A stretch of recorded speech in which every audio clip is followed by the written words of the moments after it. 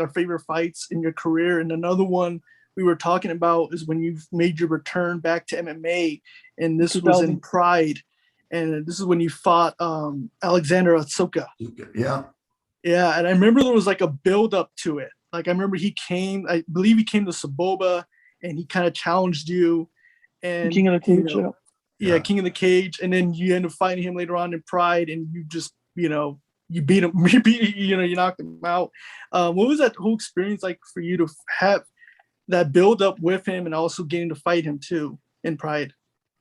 Yeah, if you remember right, Alexander had won, I don't know, 2 or 3 fights, and he beat some Russian dude who was knocking everybody out, and he ended up winning a decision against him. He was just a tough kid, so I know going in and fighting him, it was a tough fight to come back on my first fight. Yeah. A guy who had a streak of winning, and then he beat is it Alexander something or another?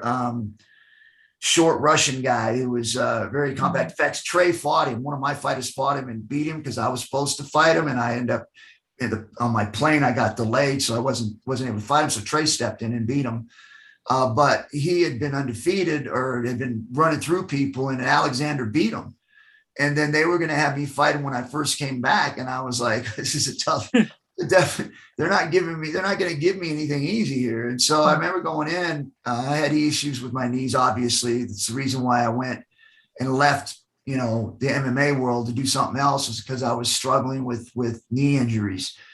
And so, but when I came back, obviously I still had those injuries. So I had to change my game to striking and defending and trying not to go to the ground. And so that was the first time I think people got to see what I could do with my hands and how effective I could be with them.